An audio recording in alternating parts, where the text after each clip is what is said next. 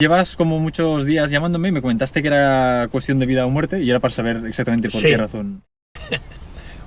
En la era digital, donde las fronteras entre el periodismo tradicional y las nuevas formas de comunicación se difuminan, surge una serie documental que desafía las convenciones del género True Crime, aunque podríamos etiquetarla también como investigación periodística. Cómo cazar a un monstruo, dirigida por Carles Tamayo y producida por Bambú Producciones para Amazon Prime Video, consta de 3 episodios de aproximadamente 55 minutos cada uno. La docuserie se adentra en las sombras de un caso que sacude los cimientos de la sociedad y cuestiona la eficacia del sistema judicial. La premisa del documental es tan inverosímil como perturbadora. Lluís Gros, un hombre condenado a casi 24 años de prisión por abusos sexuales a menores, contacta con el youtuber y periodista Carles Tamayo para realizar un documental sobre su vida. Lo que empieza como un intento de Gros por limpiar su imagen, se convierte en un viaje a las profundidades de la psique de un depredador sexual y en una cruda exposición de las grietas del sistema legal. En esta crítica argumentaremos el porqué del éxito de esta maravillosa investigación en tiempo real. Aunque es excelente, no es perfecta, no es un defecto como tal, solo que podría haber sido mejor y se podrían haber ahorrado lo que para mí, siempre presuntamente, es una escena preparada. También intentaremos dar luz a la incógnita del documental. ¿Quién es Christian? Empecemos. Por favor, antes de seguir, te agradecería que apoyaras el proyecto dando like al vídeo y siguiendo el canal. Gracias. Me denunciaron con falsas denuncias. Bueno, esto ha sido mi muerte.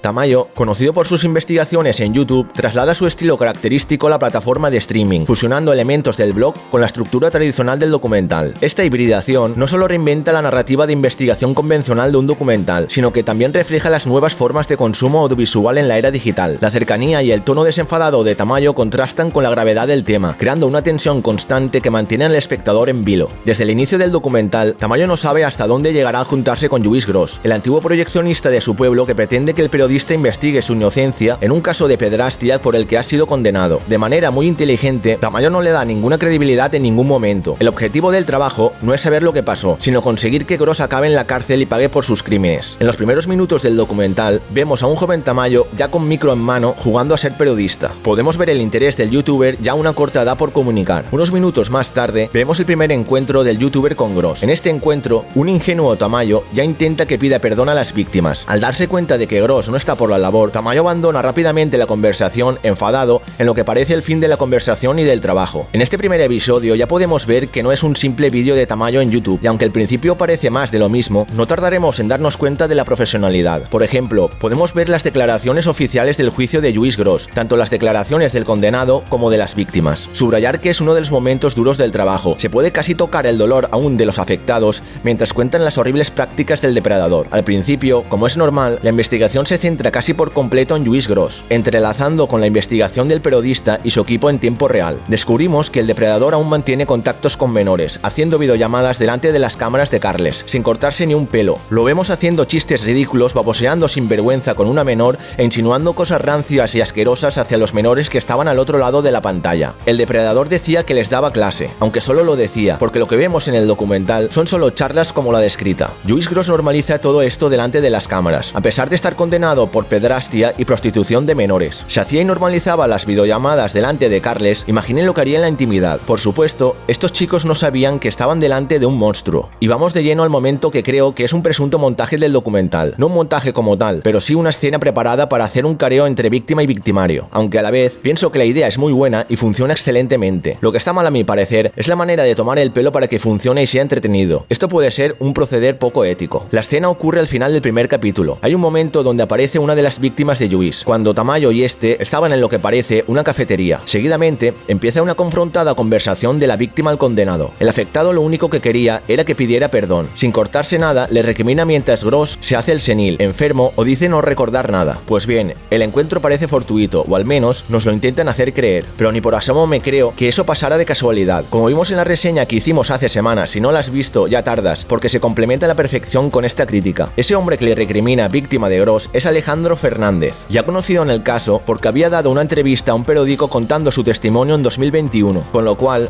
seguro que el periodista u otro compañero del trabajo presuntamente contactó con Alejandro y forzaron el encuentro. Ese encuentro no ocurrió por casualidad, no tengo pruebas pero tampoco dudas. Este hecho no quita que ese careo no sea un gran acierto, me pareció una gran idea, aunque no me gustó, como he dicho antes, que no dijeran que estaba montado. También hubiera sido una gran hazaña. A lo mejor Carles no lo sabía, no lo sé, hay más gente detrás del documental. He leído comentarios en el anterior vídeo sobre este documental que creen que todo está montado. Personalmente no lo creo, para nada. Se hubiera notado al igual que se ha notado la escena del encuentro con el afectado. Voy a aclarar porque siempre hay malinterpretaciones. No digo que toda la escena sea una actuación o esté preparada. Por supuesto, Lluís Gros no tenía ni idea. Es curiosa y propia de una película de terror la reacción de Gros al finalizar la confrontación, como si no hubiera pasado nada. Se quejaba que tenía mucha sal en la comida y luego, totalmente fuera de contexto, Lluís Gros con el móvil le enseña a Tamayo unas fotos de su difunta madre en la tumba, cuanto menos perturbador.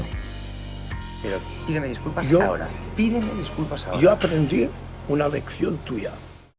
En la introducción adelantamos que no todo eran elogios sobre esta obra, como estáis viendo. Pues bien, lo anteriormente dicho no es lo único negativo, aunque tampoco podríamos decir que es malo. Me parece un documental épico, pero podría haber sido extraordinario y más completo si, por ejemplo, hubieran dedicado un episodio a conocer al monstruo y su perfil, desde la infancia, su familia o su juventud. Creo que no lo hicieron por miedo a que se pudiera blanquear al pederasta o, de alguna manera, parecer que cuentan su versión. Conocer a este tipo de delincuentes depredadores de menores nos sería más fácil poder reconocerlos, evitar abusos o incluso darnos cuenta de que ese vecino del barrio simpático, el profesor del colegio o el dependiente que es tan amable, o incluso algún miembro de la familia que creemos conocer muy bien, cualquiera de ellos podría ser el monstruo. Y seguro que se podría haber sacado alguna bomba más de este hombre cuando era joven, porque seguramente lo que sabemos de él gracias a Tamayo es solo la punta del iceberg.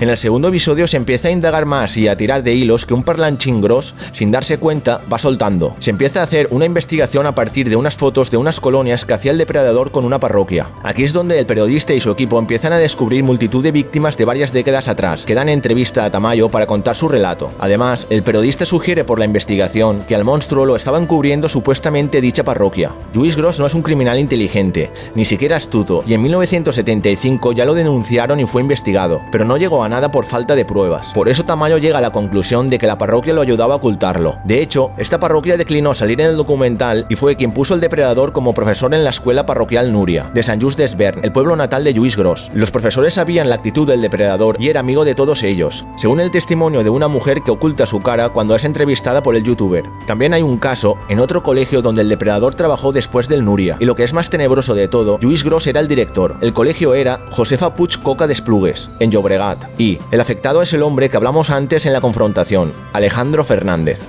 El tercer y último episodio trata sobre la fuga y captura del delincuente, un capítulo final extraordinario que empieza con la orden del juez de busca y captura para Lluís Gros y termina con una detención un tanto tortuosa. La investigación en este episodio toma un papel bastante relevante, mostrando cómo Carles y su equipo van preparando todo para la caza del monstruo, aunque también hay entrevistas con ex amigos de Gros y podemos conocer un poquito más al depredador. La preparación del seguimiento del delincuente el día de la detención es un despliegue de cámaras que parece cine, es una bomba, uno de los mejores capítulos del año para un documental narrado y rodado en tiempo real con la tensión de 24, la serie estadounidense a la española, con centros de salud, cafeterías y policías atados de manos por la burocracia. Si hubieran querido escribir un guión como este, no les habría salido igual de bien, y se habría notado como la escena del depredador y el afectado. La caza final del monstruo está a la altura de las expectativas creadas, y cada segundo que pasa va aumentando la presión sobre un periodista que sabe que no tendrá otra oportunidad, un villano que se cree intocable y un equipo volcado en que se haga justicia. La docuserie acaba con una llamada a Tamayo. Hola, ¿me escuchas? Ahora sí, dime. Soy Cristian, soy el tutor de Lluís. Y ahora vamos de lleno a responder a la pregunta: ¿quién es Cristian? Soy Cristian, soy el tutor de Lluís. Esta frase que pasa casi al principio de la llamada es clave para acercarnos al sujeto, lo desvelaremos más adelante. Durante el tercer capítulo del documental, Tamayo habla con Gros por videollamada, en la que este le informa que alguien le está ayudando con la fuga desde que el juez dictó la orden de busca y captura. Aquí deja una evidencia: Lluís Gros no estaba solo en aquello. Además, Gros nos desvela que estaba hospedado en unos pisos religiosos, insinuando que quienes lo ayudaban eran personas relacionadas con la religión. Habla más concretamente de 3 frailes. También, durante las videollamadas que se realizaban mientras estaba fugado, se dejaba la llamada abierta sin colgar a Tamayo. Podemos ver y escuchar cómo habla con alguien, seguramente sea Cristian. Carles intentó hablar con el tal Cristian cuando estaba localizando a Lluís Gros en el momento de la fuga. De hecho, consiguió su número y lo llamó. Este no quiso saber nada y terminó colgando. Lo que está claro es que Cristian tenía confianza con Gros, ya que le traspasó todo su dinero a otra cuenta con el nombre de la novia de Cristian. Todo ello para evitar un posible embargo de la justicia a la cuenta del banco y quedarse sin nada. Esto lo hizo, según Gros, Gross porque uno de los abogados lo asesoró. Mi teoría es que ese hombre, Christian, mantenía una relación de amistad o de interés con Gross, seguramente económico. Y otra premisa es que debe conocer la verdadera cara del monstruo. De eso estoy seguro por la conversación en la llamada con Tamayo. Recordemos que lo ayudó en la fuga, haciendo la estratagema del cambio de cuenta, y la ayuda recibida cuando el juez dictó la orden de búsqueda y captura de Gross. Por eso llamó a Tamayo al final, porque Christian lo estaba ayudando, y la última noticia de Gross era que iba al médico, pero antes iba a reunirse con el youtuber. Christian, en esa última llamada a Tamayo, deja muchas pistas. Una de ellas, y la más reveladora, es la frase que repetí de Christian al principio de la llamada. Este se presenta como su tutor. Tutor tiene un significado en la religión. Según pastoralliturgy.org, tutor en la fe consiste en vivir la propia fe, ayudando a que otros aprendan lo que significa ser discípulo de Jesús, en comunidad. Un tutor en la fe es alguien elegido por los ministros de la iniciación parroquial. En definitiva, en la llamada se puede interpretar que Christian sabía lo que hacía Gross, sabía su verdadera cara y le estaba ayudando en todo. Como acabamos de desvelar, parece estar relacionado con la parroquia, aunque es solo una conjetura, deduciendo que lo de tutor fuese real y no una simple palabra para dar un vínculo con Gross. Pero cuanto menos, es interesante y una teoría posible. Espero haberte al menos saciado un poco el hambre de la curiosidad sobre quién es Christian, pero ya no pudimos saber más de este enigma del documental.